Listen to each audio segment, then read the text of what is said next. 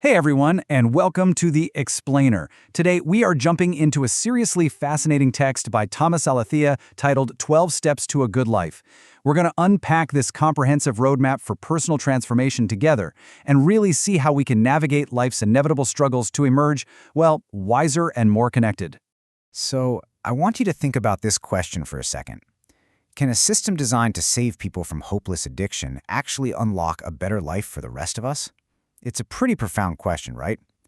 For decades, the 12-Step program has been known primarily as this ultimate lifeline for folks in the darkest depths of substance abuse. But the source material we're exploring today makes an incredibly compelling case. I mean, if this framework has the power to pull people back from the brink of utter despair, just imagine the profound impact it can have on everyday self-improvement, personal growth, and finding meaning in our daily lives. That's exactly the gap we're bridging today. Okay, let's dive into this roadmap. First off, we're looking at the origins of the 12 steps. Then we'll move to a framework for everyone. We'll connect it to the hero's journey, walk through the path of transformation, and wrap it all up with practical daily applications. All right, Section 1, Origins of the 12 Steps, Out of the Depths. It's actually kind of wild when you look at the historical convergence here. Back in 1931, you have the Oxford Group, which was this organization practicing deep humility, personal reflection, and restitution based on early Christian models. Then, fast forward just a bit to 1934, and a huge medical breakthrough happens. Dr. William Silkworth starts treating addiction, not as some moral failing, but as a legitimate physical and mental condition. These two things, spiritual practices and medical insights, collided perfectly in the life of a guy named Bill Wilson. And boom, in 1939, after finding his own sobriety through these combined principles, he published the book Alcoholics Anonymous, which formalized the 12 steps. Now, this is absolutely crucial. We're talking about a massive paradigm shift here. For thousands of years, the old view totally dominated.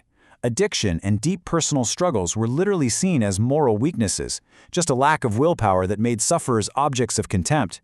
The 12-step view completely shattered that stigma. It reframed the whole struggle as a human condition requiring a practical, working psychological and spiritual toolkit. It took away the shame and replaced it with a structured path to getting better. Moving right along to Section 2, A Framework for Everyone, Beyond Addiction. You know, the text points out that we all deal with a perennial struggle.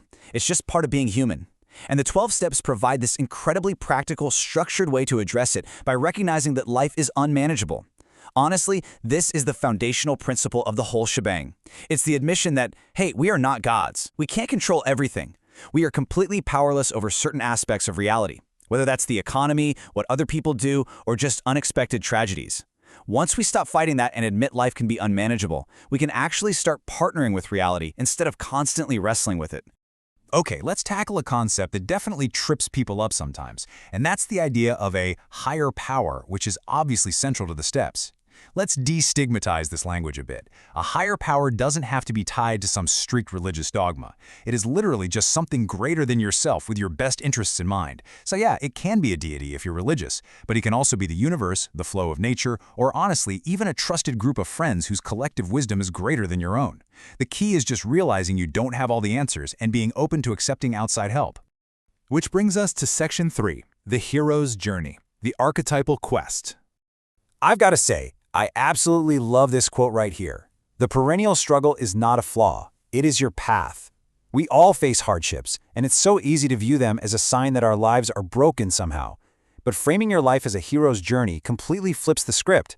It elevates your everyday struggles into an epic quest. When you crash into reality, or reality crashes into you, it's not just random suffering. It is literally the call to adventure. It's the universe inviting you to step out of your comfort zone, gain some new wisdom, and transform. Now, what's really interesting about this slide is how perfectly these two systems map onto each other. It's like a giant puzzle. You have Joseph Campbell's hero's journey broken down into departure, initiation, and return. And the 12 steps mirror this exactly. Steps 1 through 3, that's your departure, crossing the threshold into a new way of thinking. Steps 4 through 9 are the initiation, that challenging internal work, revealing our flaws and atoning for past mistakes. And finally, steps 10 through 12 are the return, where the hero brings all that hard-won wisdom back home to live a better daily life. All right, Section 4, The Path of Transformation, Working the Steps. So let's actually walk through this. Here's your departure phase. Step 1, admit life is unmanageable. You just stop pretending you're in total control. Step 2, be open to a higher power. You acknowledge, okay, I need some outside help here. Step 3, rely on your higher power. You actively partner with that greater wisdom. These 3 steps form this continuous daily loop. You accept reality, open your mind, and rely on something beyond your own ego. This is the bedrock that allows all the growth that comes next to actually happen. Let's move to and see how this builds into the initiation phase. This is the heavy lifting, you guys. Steps 4 and 5, you take a fearless personal inventory of your flaws, your fears, your resentments, and you admit them to yourself, your higher power, and another human being. It's really about facing your baggage head on. Then steps 6 and 7, you get ready to let go of those old coping mechanisms and humbly ask for change. And finally, steps 8 and 9 is the atonement phase. You list the harm you've caused others and yourself, and you go out and make direct amends wherever possible. It's about clearing away the wreckage of the past. And that brings us to the return phase. The hero has faced their demons, and now they've got to live out this new wisdom. Step 10, continue taking a daily inventory so you catch mistakes quickly before resentments can build up again. Step 11, pray and meditate, just maintaining that vital connection to your higher power for guidance every day. And step 12, make the world better. You take all this incredible healing and you use it to serve others. You bring the boon back to your community. Let's wrap things up with Section 5, Practical Daily Applications, the return. And this brilliantly illustrates how to turn Step 10 into a super concrete daily check-in. The source recommends asking these 6 questions at the end of every day. Have I been fearful or selfish? Did I cause any harm? Do I owe any amends? Now those keep your ego in check, but look at the next part. What did I do well? What could I have done better? What is good about today? It's not just about beating yourself up over faults, it's about recognizing your growth, boosting that self-esteem, and really practicing gratitude. Honestly, it's a perfectly balanced psychological review. Okay, here's another super practical tool from the text, the RADAR method, which stands for Reflect, Describe, and Respond. Think of this as your everyday toolkit for those high-stress moments.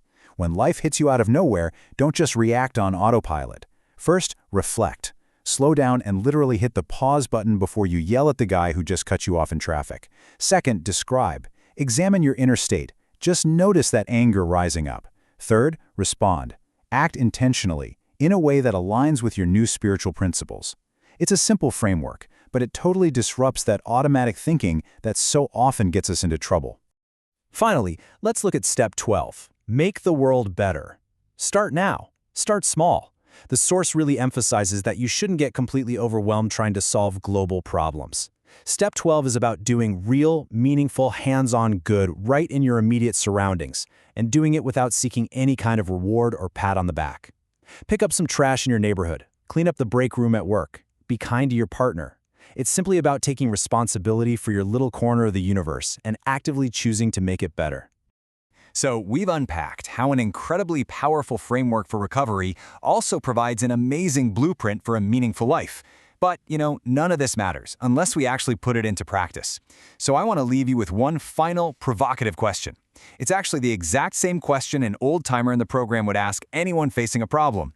I want you to evaluate your own life's journey right now and ask yourself, what step are you on? Thanks so much for hanging out with me for this explainer, and I'll catch you next time.